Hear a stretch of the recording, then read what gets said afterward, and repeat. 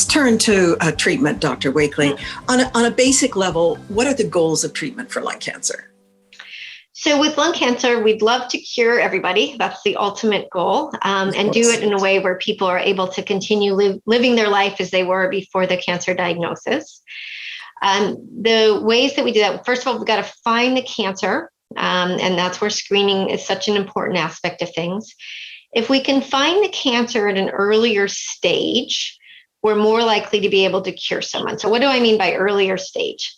Well, when a tumor first develops, it's usually there's a single cell that develops a mutation, meaning a change in the gene, which gives that cell an advantage so it doesn't die the way it's supposed to. And then it keeps growing and dividing and making new cells. And those over time get to a large enough size that they're the cancer.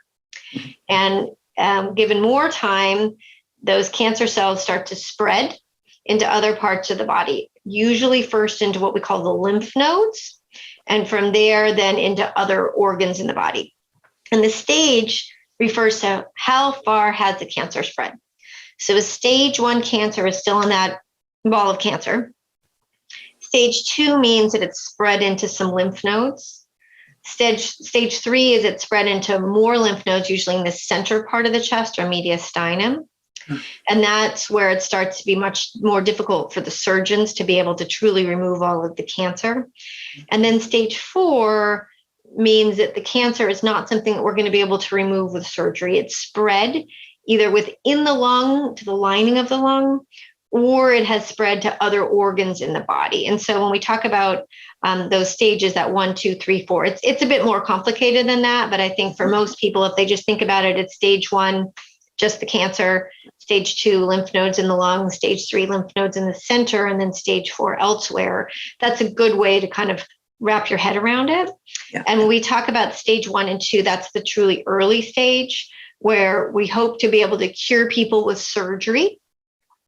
Surgery alone is enough for the majority of people with stage 1 cancer, and for maybe half, a little more than half of people with stage 2.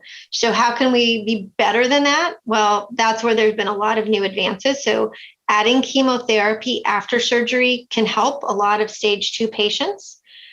If the tumor genomic testing biomarker shows that there's a mutation called EGFR, we now know that there's a pill drug that people can take that would prolong the time to when the cancer might come back. And then just very recently, there was data that the immune therapy drugs, IV, can also prolong time to when the cancer comes back and maybe improve cure if the tumor has that biomarker called PD-L1. So that's the early stage. So it's, again, getting more and more complicated, and emphasizing that you've got to understand the biomarkers of the tumor to know how to best help someone. When we move to stage 3, some have surgery, but when you can't have surgery, then we do the chemotherapy and the radiation. That's the key part of the treatment there. And we also know that immune therapy can be really helpful for a lot of patients when it's given after the chemo and radiation is completed. And then for stage 4, I talked about that already, which is you've got to do the biomarkers to figure out the best treatment for some people. Starting with a targeted pill drug is the right thing if their tumor has those right gene mutation. For other people, immune therapy alone might be an option if the PD-L1 level is very high and they don't have one of those gene mutations in the tumor. And for a lot of people, chemotherapy or chemotherapy plus immune therapy is the right strategy. Would you help the audience understand the types of therapy for small cell lung cancer specifically? Yes, so small cell, it still has the same kind of staging, but it's a little bit more simple. We talk about extensive stage or limited stage. And what that has to do with is we rarely do surgery for small cell. It tends to have spread earlier. There are a few cases where that's done, but normally we divide it up into limited or extensive. And when we talk about that, limited is the radiation doctors can get all of the cancer in one radiation field, and then radiation plus chemotherapy is a standard approach to try to cure. If it's more extensive than that, then it becomes extensive stage.